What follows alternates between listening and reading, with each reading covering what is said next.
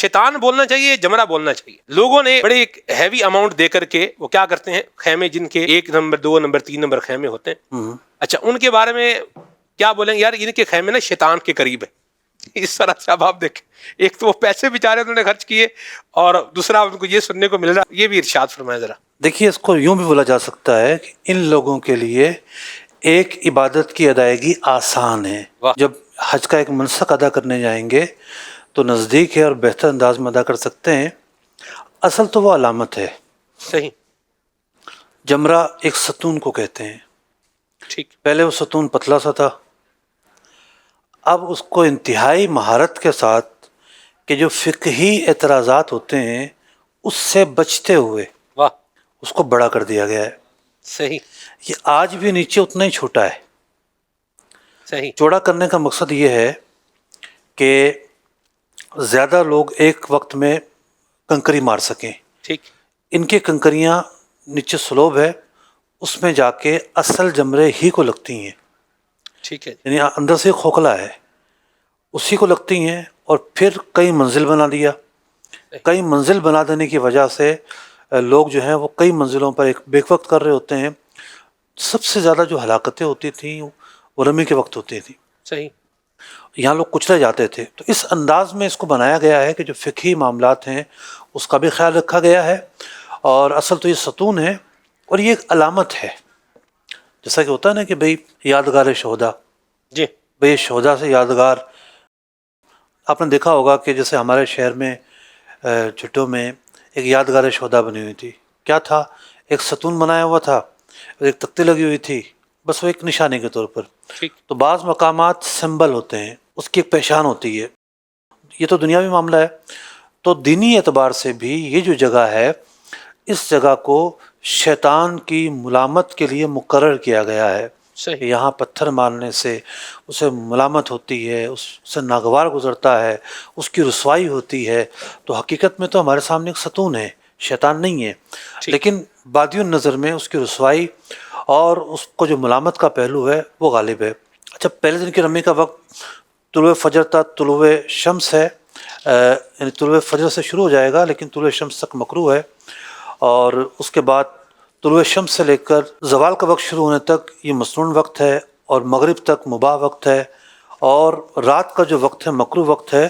مکروہ سے مراد ہے مکروہ تنزیہی، ایسا نہیں کہ مکروہ تحریمی ہے.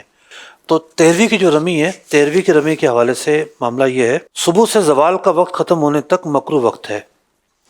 تو ظہر کا وقت شروع ہوگا تو ظہر کا وقت شروع ہونے سے لے کر مغرب تک اس کا جو وقت ہے جو غیر مکروہ وہ ہے.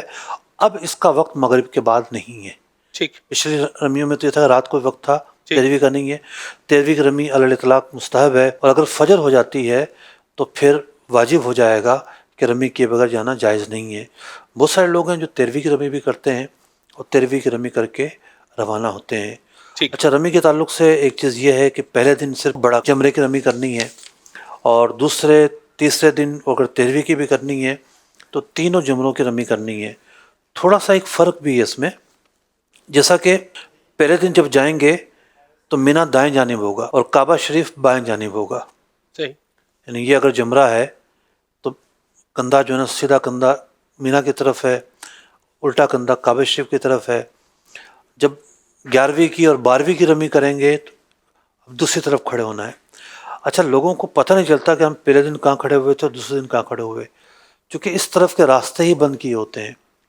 لوگ فالو کر رہے ہوتے راستوں کو، ایسے ہی. تو وہ راستوں کو کرتے کرتے کرتے، یعنی اس کا آپ کو خاص التزام کرنا ہی نہیں پڑے گا.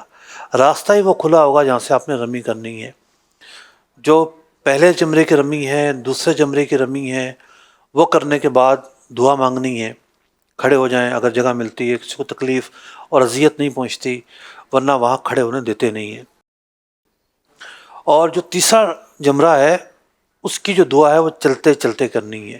ٹھیک. یہ ایک دعا کا معاملہ ہے. تو رمی کرتے ہوئے بہت سارے افعال ادا ہو جائیں گے. طواف زیارت بھی ہو چکا ہے. اب ایک تو یہ ہے کہ مینا چھوڑنا ہوگا، اور دوسرا یہ ہے کہ طواف وداع کرنا ہوگا. حاجی کے لیے طواف وداع کرنا واجب ہے. ٹھیک ہے جی. سر رمی کے حوالے سے یہ بتائیں کہ جیسے یا ساڑیاں بھی مار آمی بھائی، مطلب ہماری بھی جا کے کنکریاں جو ہے نا وہ یہ مار دینا، اس پر کیا کہتے ہیں آپ؟ دیکھیے، نیابت بعض صورتوں میں ممکن ہے، اگر کوئی اپاہج ہے، معذور ہے، بہت شدید بیمار ہو گیا کہ چل کے وہ آ نہیں سکتا رمی کرنے کے لیے، تو اس کی نیابت کے لیے ماری جا سکتی ہے. پہلے کرنے والا خود اپنی کرے گا، پھر اس کی طرف سے کرے گا.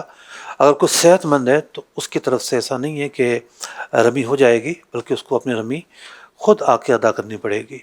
اور اگر کوئی اور کرے گا اس پر ذمہ باقی رہے گا، حکم کیا لگے گا اس کے اوپر؟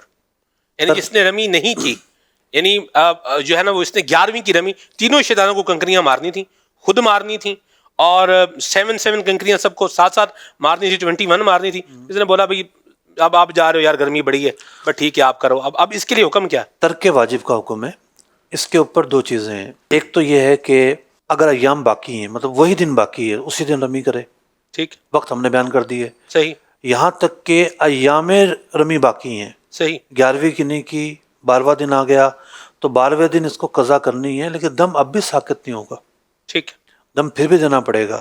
صحیح. لیکن جو ایک اس کے ذمے فریضہ ہے وہ اب بھی ہے کہ یہ اگلے دن جا کے سابقہ دن کی بھی کرے. تو یہ اس کے لیے حکم ہے، یعنی ڈبل کنکریاں مارے گا. ڈبل مارے گا ٹھیک ہے. اور دم بھی ادا کرے گا دم بھی کہ اس نے اپنے وقت پر ادا نہیں کی تھی.